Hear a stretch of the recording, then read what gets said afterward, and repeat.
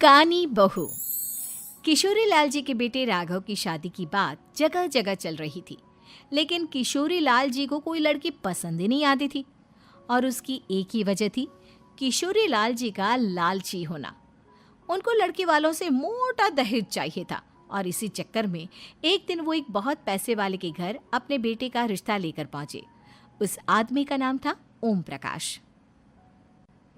देखिए किशोरी लाल जी, मेरी एक ही बेटी है और मेरी सारी संपत्ति जायदाद सब कुछ मेरी बेटी नैना का ही है। पापा, नाम से लगता है बहुत खूबसूरत होगी। कितना अच्छा नाम है ना, नैना। ओ, वैसे बात तो सही है आपकी। अब इतना पैसा है, जमीन जायदाद है, इकलौती बेटी, आप भी क्या करेंगे? सब कुछ उसे ही देंगे ना। बिल्कुल ठीक पहचाना आपने। बस बेटी की शादी और सारी जायदाद उसके नाम। पापा, बिना देखे हाँ कर दीजिए ना।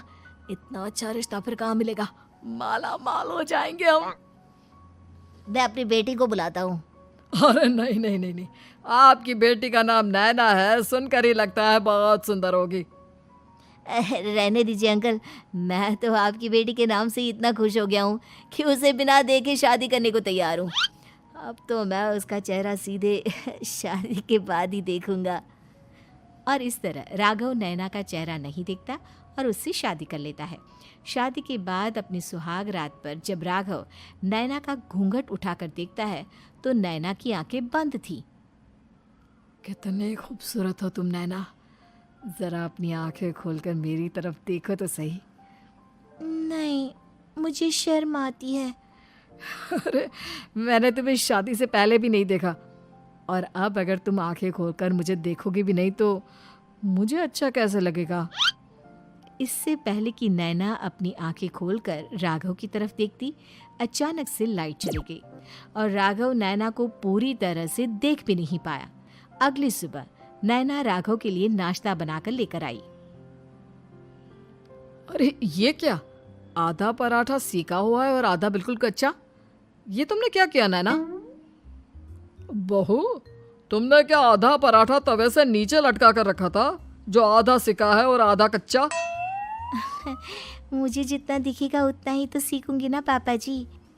जहाँ जहाँ मुझे नजर आ रहा था वहाँ मैंने सीख लिया, जहाँ जहाँ नहीं दिखा वहाँ कच्चा रह गया होगा। इसका क्या मतलब है? ये कैसा मजाक कर रही है तुम? अरे बहू, तुमने इतना लंबा घूंघट क्यों लगाया हुआ है? देखो, हमारे घर में बहुओं को बेटी की तरह रखा जाता है, और फिर तुम तो इतना सारा माल लेकर आई हो। देखो, ये घूंघट डालकर रखने की कोई ज़रूरत नहीं है। हाँ नैना, पापा जी ठीक कह रहे हैं, तुम तो आराम से रहो, अपना ही घर समझो। नैना अचानक से अपना घूंघट उठा लेती है। अरे ये क्या पापा, नैना की तो एक आंख फूटी हुई है। नाम से नैना, लेकिन ये तो कानी बहू निकली। मेरे साथ धोखा हुआ है, धोखा। बिना दिखाए अपनी कानी लड़की मेरे संग ब्याह दी। मुझे कानी बीवी नहीं चाहिए। मुझे अभी ओम प्रकाश जी से बात करनी पड़ेगी। आखिर उन्होंने मेरे साथ ऐसा किया क्यों? अरे, आप लोगों ने ही तो पापा से कहा था कि आप लोग शादी से पहले मुझे देखना नहीं चाहते। अब मेरे पापा पर क्यों इल्जाम लगा रहे हैं? अरे लेकिन उन्हें बताना तो चाहिए था ना कि तुम कानी हो, एक आंख से तुम्हें दिखाई नहीं देता। किशोरी लाल और राघव नाराज होकर ओम प्रकाश को अपने घर बुलाते हैं। पापा जी, ये आपने क्या किया? शादी से पहले बताया क्यों नहीं कि नैना की आंखों में परेशानी है? अरे, आप ही ने तो लड़की देखने से मना कर दिया था। अरे लेकिन आप बता तो सकते थे। आपको तो हमारी बेटी की प्रॉपर्टी चाहिए थी, वो भी पूरी की पूरी। अब क्या हुआ अगर उसे आधा दिखाई देता है? प्रॉपर्टी तो आपको पूरी मिल गई ना। अरे ये क्या बात हुई? मेरी शादी प्रॉपर्टी से नहीं, आपकी बेटी से हुई है। अब ये तो पहले सोचना चाहिए था, तब तो मेरी प्रॉपर्टी देखकर तुम्हारी जुबान लप लपा रही थी।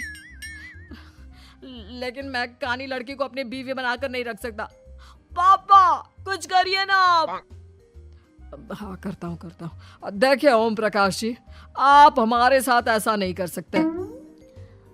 और तुम देखो, अगर तुमने मेरी बेटी से शादी तोड़ी ना, तो जो भी प्रॉपर्टी मैंने तुम्हें दी है वो तो पूरी की पूरी वापस ले ही लूँगा, और आधी प्रॉपर्टी तुम्हारी भी लूँगा।